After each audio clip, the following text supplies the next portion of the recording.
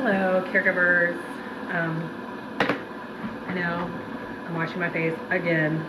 I don't think I'm going to be trying to make this a wash your face tutorial every time I come on here, but it's the time I have in the day to talk to you guys. So, what I was thinking about today, well, first of all, shout out to my fellow caregiver, Joanna, JoJo, SAHM, I think that stands for Stay at Home Mom, but she's also a part of Dementia Talk. And she and I hopped on a podcast today. I'm rebooting my podcast and it's coming out soon. And I've invited my caregiver friends. So maybe some of you to come on and just talk about caregiving and talk about all the things we want to talk about but haven't, or we wish people would talk more about, or whatever. So that's what we did today, and that was super fun. If you have a loved one with dementia, really no matter what stage you're at with that, with caregiving, you should follow her. She's kind of at the beginning stages, but she loves interacting with people who are at a different stage than she is, which I think is beautiful, because we're all taking what we can from each other's experiences. You know, everyone has a unique experience. And so while we can't compare necessarily, because you know, what works for you may not work for me, et cetera, we can all take that information and hopefully learn something from it, even if it is not always exactly what to do A, B, C, D, because that's just not how caregiving works. But anyway, she's super cool. Woo. Oh, I forgot my paper towels.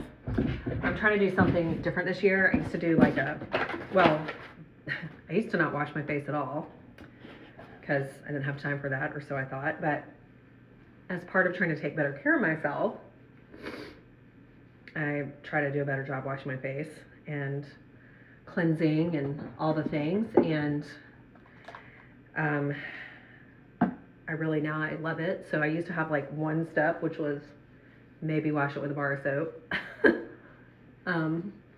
And now I have a few different steps, but I really like that. But I used to use like a rag to like wash, you know, like dry my face off with. And, you know, then it's like, what makes you think you're doing your face any good by using a disgusting, disgusting rag? So I'm trying out different paper towels and things. And these things are called clean towels. And I'm sure you can get them on Amazon. Actually, I'll go find out if you can and add it to my Amazon link. I'll put that in the in my bio. But anyway, so now I have a lot of things to do with my face. So it's super fun. But which also gives me time to talk to you, which is what I was trying to say in the first place. Anyway, so I was thinking about this afternoon as I was reflecting on my conversation with Joanna and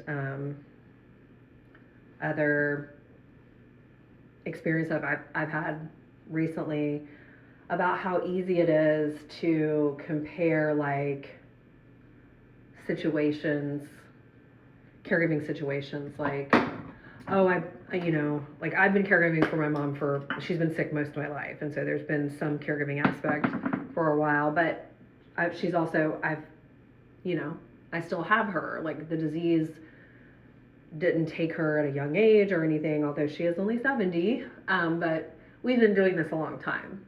And so in some senses that can be seen as, you know, it all depends on how you look at it. There's pros and cons. Because it has been exhausting and horrible to watch, but also it's been wonderful. And, you know, she's an example of resilience and strength and all that stuff. But comparing, like, was it a quick diagnosis or was it a slow one?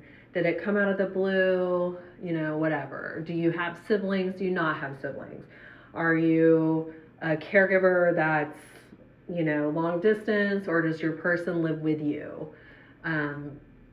Do you know, if you have siblings, are they supportive? Are they not supportive? How many people are involved in the decision making? Because like that's one thing that I get a lot is like, so I'm my mom's only caregiver. though we've had wonderful helpers over the years, certainly.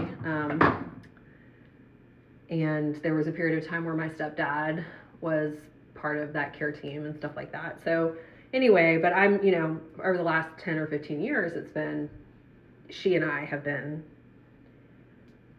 the carers. She for herself and then me. And in some cases, it makes the decision a lot easier because she would decide and we would have a conversation, we'd talk about it. Now, there were times towards, you know, in the last couple of years where we would have a conversation and we didn't agree on what the best decision was. That was a little bit harder.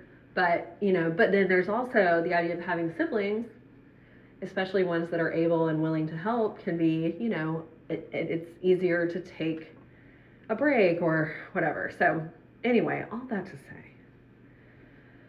let's try our best as a caregiver community to surround each other with encouragement and grace instead of comparison and, you know, talking from some kind of pedestal, like we know all the answers or whatever, which I don't hear too many caregivers acting like they know all the answers, because we're all just like, we don't know. But one thing I have learned is that we can learn to be more confident in our own decisions, and that's what we should be encouraging each other to do. So again, welcome to my page if you are new here, and it's nice to meet you, and I look forward to chatting with you again soon. Take care.